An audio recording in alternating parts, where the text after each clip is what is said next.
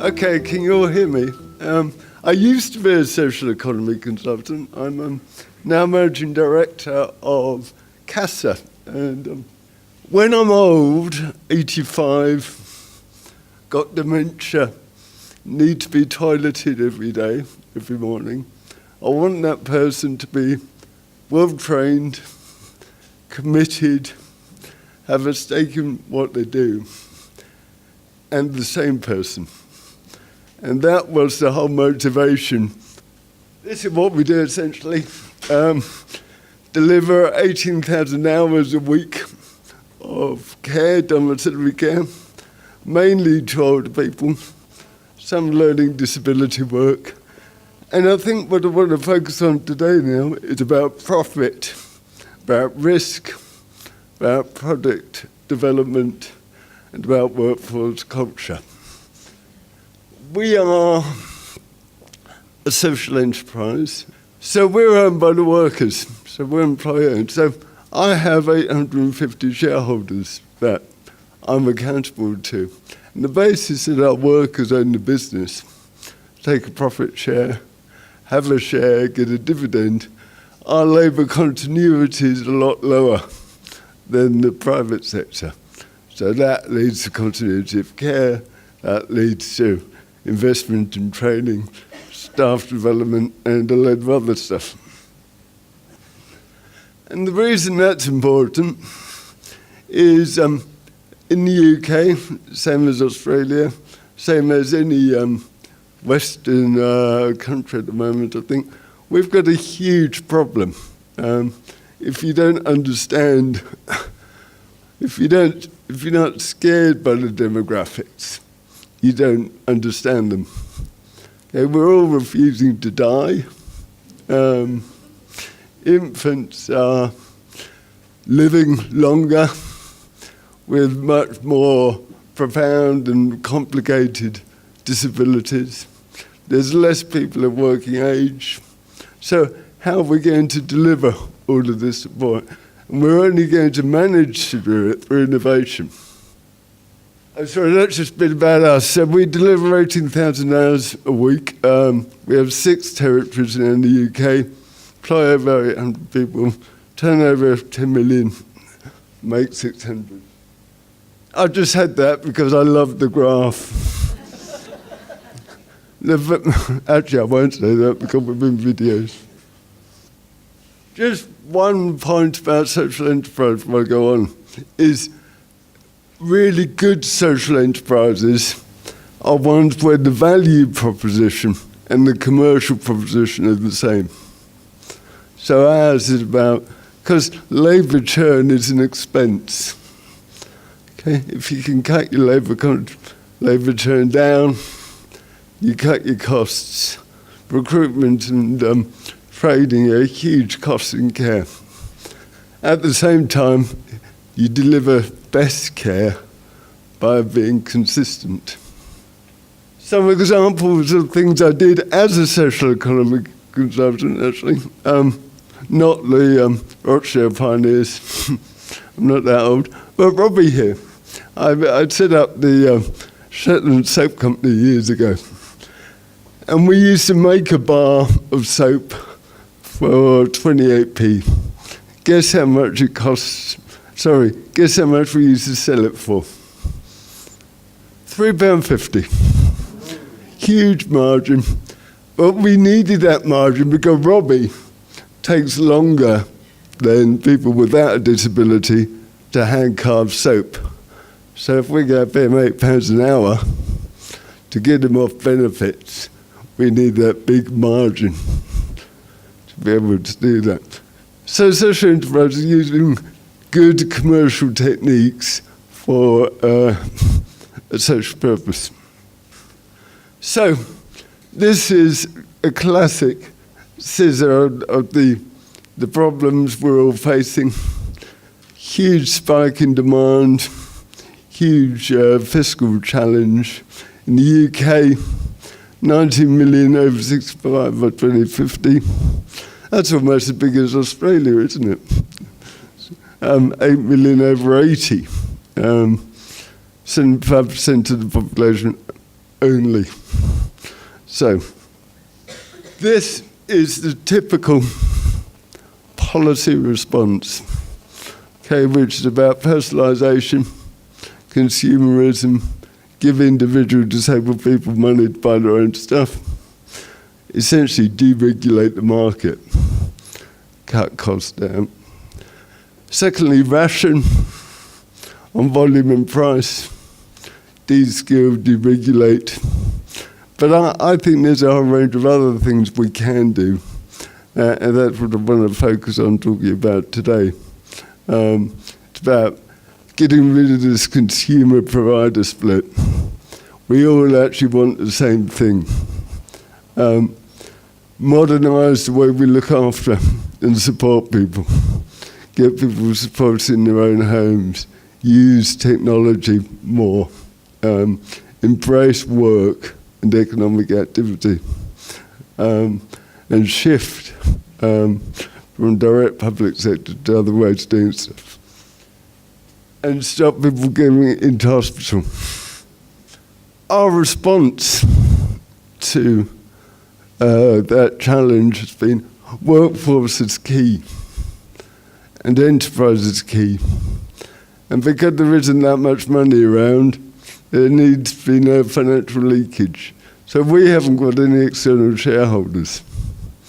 So all the money we make goes back into the staff, the service, things we do, training. Be as efficient as possible. Be as open, be open and transparent. Not as possible, just open and transparent. I'm famous for turning up either to employee meetings or meetings with commissioners with a spreadsheet. Say, you pay me this, I pay you that. If you can do it any better, show me how. Simple. And so, co-production. We're all on the same planet together. We've all actually got the same needs, the same wants. Instead of having this really artificial, I buy you, you provide, can't we sit down together, mutually, and work out better ways of doing things? That's just a bit of history. I think narrative's really important. And actually, it's part of our engagement with our workforce. It's actually saying, this is our heritage. We started with a bunch of working class women in 1976 getting together to set up a co-op because they were concerned about being able to work and had their kids looked after. And that has led to CASA today. But the key message all the way through is workers working together for a common benefit. You don't want to lose that message. This is our organisation, was. We've got another blob now, but I didn't have time to do it. So we have a kind of parent holding company which has sucked up all the backroom stuff, all the payroll, all the finance, all the business development, and the other boring stuff.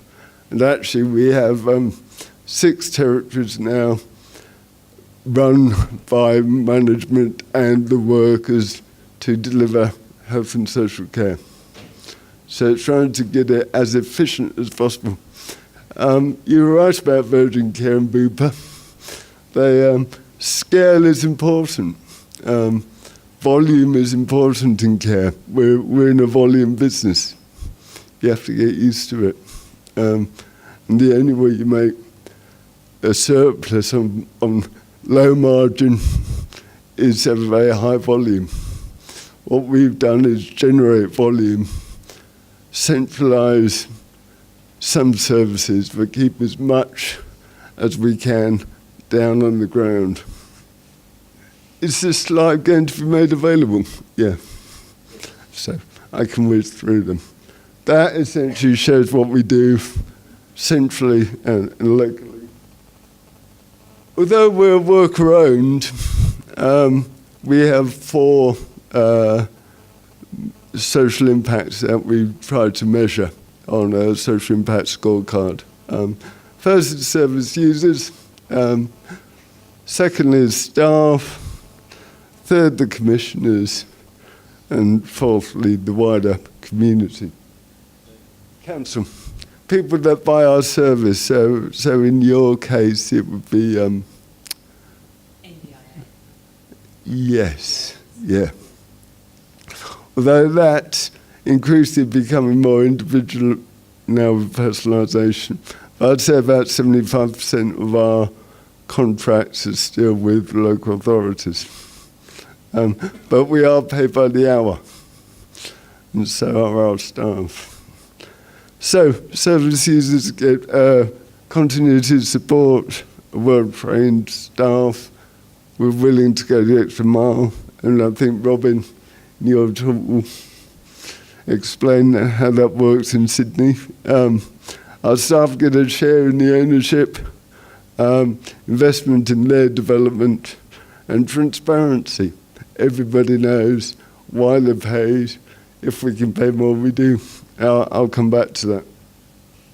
Commissioners get the joy of me with my spreadsheets, saying why can have a rise or this is what we want to do. Seriously, though, it's about sitting down with them and feeling their pain. There's huge fiscal constraints in the UK at the moment. Social care is probably the biggest local budget, which is undergoing a lot of chopping at the moment.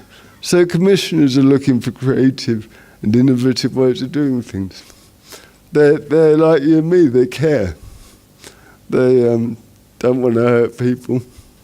And so it's about sitting down and working out how we can do things better and develop new products and services, do things differently.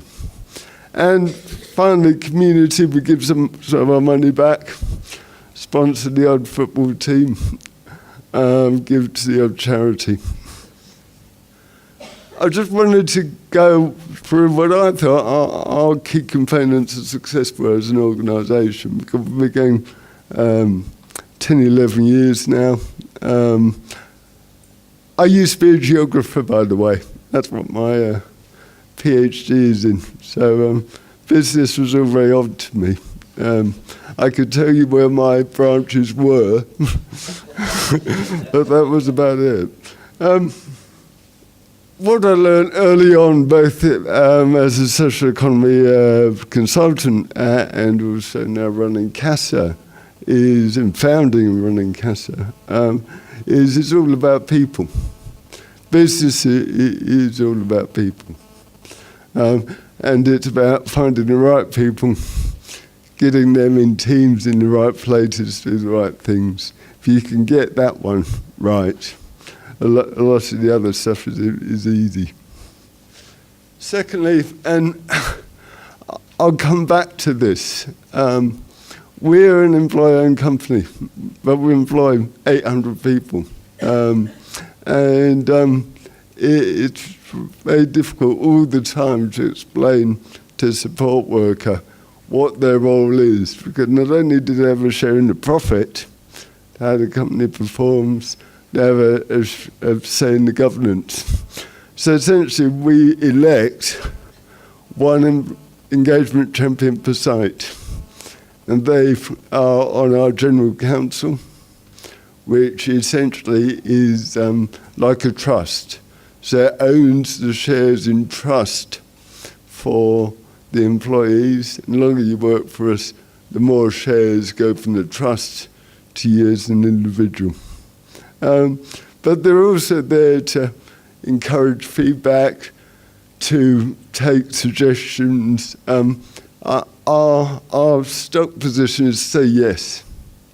Never say no to suggestions. Say yes, try and make them happen.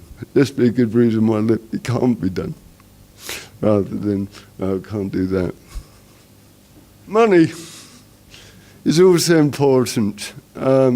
And what we started off with a range of European and government grants back in 2004, and now we have venture capital investment or loan stock to help us do what we want to do. It's about using the right kind of money at the right kind of time to do the right kind of things. Business systems, key, absolutely key. And this comes back to the point I was making about efficiency. So somebody, I think you talked about rostering. Who made rostering. We have something called Carefree, which does our rostering, does our payroll, because our workers get paid on an hourly basis, and it also does our invoicing. It also contains all the information about each individual service user. Okay? So it does the charging out, does the payroll, also does the database for everybody we support. We have something called ECM now, electronic call monitoring. So every employee is going to get, we're just piloting it, a smartphone, and they just scan in and scan out. Now automatically goes back to branch office and triggers Carefree. So it's great for lone workers, great for alerts of missed calls, and it's great for safety and safeguarding. We have weekly dashboards, so each branch generates a dashboard every week back up to group office, so we know exactly how each branch is doing, whether they're on target or not, whether their recruitment's on track, etc., etc. Single brand and a range of other. One thing I wanted to focus on, I guess, well, two things I'm going to focus on now, and then I'll stop questions to pass it. Firstly, how the thing that really bugged me was we had all these owners, and they weren't acting like owners. They were acting like employees. And, so we've gone, so you had this wonderful governance structure. Everybody gets a share, but everybody still acts like an employee. And I love owning a business. You know, I can't wait to get out of bed in the morning, and it's like having a toy that you play with. You know, imagine Christmas every morning. Okay? That is what being a business owner needs to be like, because even when it's crap, it's good, because you're trying to fix it. So, how do you do that? I read a book, and on my way to Australia, actually, and it was called, I don't follow a lot of business books on the whole, but this one was really good. It's called The Great Game of Business. And in the foreword, it's a guy that had given his tractor company to the workers. He said, and they won't act like owners. And it had a real resonance with me. But right, okay. So it's based on these three things. Know and teach the rules. So educate, teach, train your workforce so they understand how the business operates and be really transparent in it. Secondly, let them follow the action. So we publish every month our profit and loss accounts in reception, in accessible format. And then provide a stake in the outcome, which is easy for us because we all own it. And boil your business down to 2 or 3 critical numbers. Because I'm a geographer, not a business person, I blagged my first kind of business job. And everybody was talking about business plans and this and that, and I got my head around it in the end. And actually, you can boil business down to 2 or 3 critical numbers. And then all you need to do is share that with everybody. And then everybody gets to understand what they need to do to nudge those numbers. And if they nudge those numbers the right way, they get a share in the outcome. Yeah? So, we have a Manchester profit bucket. This is one of our branches. And so it's been explaining to everybody, okay, so we're going to pay tax. I know it sucks, but you have to. Pay for the schools and hospitals, pay off some debt, build a buffer, reinvest for the future, improve terms and conditions, and pay a bonus. We do that, and of course, it's constantly having to explain. And so whenever we engage with our employees, we boil the business down to a series of levers that you can pull in order to hit the profit bucket. And then we have this graphic in every reception in each of our branches, okay? And so every employee needs to understand the critical numbers. So A, they need to know that volume is really important, and we have targets in each territory, and we need to hit that in order to meet our profit targets.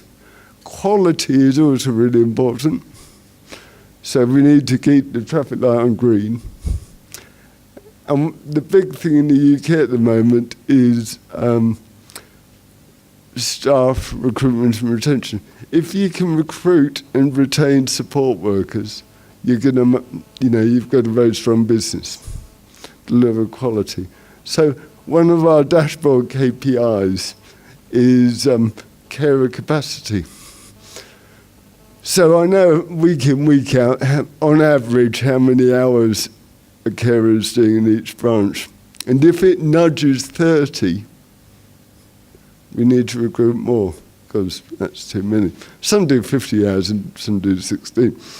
But everybody knows that if that needle is nudging 30, one, they're going to be asked to cover more shifts so we can continue to take on more work. And secondly, they can get on the back of the manager, say, why aren't you recruiting more? Okay, so that one number signals certain things. And then they know have to do that for 3 months, make a profit. A third of the profit is paid in a bonus on a territory basis. A third of the profit is given at the end of the year to everybody in a tax-free bonus, and a third of the third goes in shares to individuals. So that's, and the other 2/3 goes back into the business. Just finishing then. So that's one of the ways we've engaged with our employees to create an employee-owned culture. And as Bill said, it's very hard work. It's work in progress, and it costs money, and it takes a lot of effort, energy, and a range of other stuff. The other thing we've done in terms of innovation is about looking at what markets we serve. And one, we've gone up the food chain, so we do much more complex care at home ventilation, pig feeding. To do that, we now employ nurses who can sign off the competences of our staff. But it's a win-win. It comes back to that whole idea about a social enterprise where the social objective and the commercial objective have to meet. So we were losing some of our staff because they wanted more challenging clinical work. By getting into that work, we can offer career progression to the workers who want to do that. The other issue is PAs, which is one way in which the market is being deregulated, and it's quite a challenge to regulated providers like CASA, because it's essentially personalisation. Disabled person can get 100 quid a week, We assess people to death, and then we give them some money, and then say, go and sort your own care out. And the issue with PAs not being trained or regulated is if they end up damaging themselves, they end up suing the disabled person. So we're making vulnerable people even more vulnerable. So I'm trained, not police checked in some places. The employer liability goes over to the disabled person, no holiday cover, no sick cover. But if you're a disabled person with 100 quid, you can buy 10 hours of regulated or 15 hours of unregulated support. So what one do you go for? We did a deal with a local charity in Leeds and the commissioners, who were innovative as well, and realised that the PA issue was problematic. So somebody can select a PA and then come to us, and we will employ them on their behalf. So we'll take the employer liability risk, we'll provide the training, we'll do hands-off supervision, but we'll get out the way of your relationship with the individual. And that really is starting to gain traction, because for some disabled people, that issue of choice and control is key. And one of the strengths, I think, of personalisation is actually recognising that disability isn't about physical impairment, it's about loss of control. So if we actually start bringing disabled people back in control of their services, it can be a really good thing. But we do have to deal with these issues.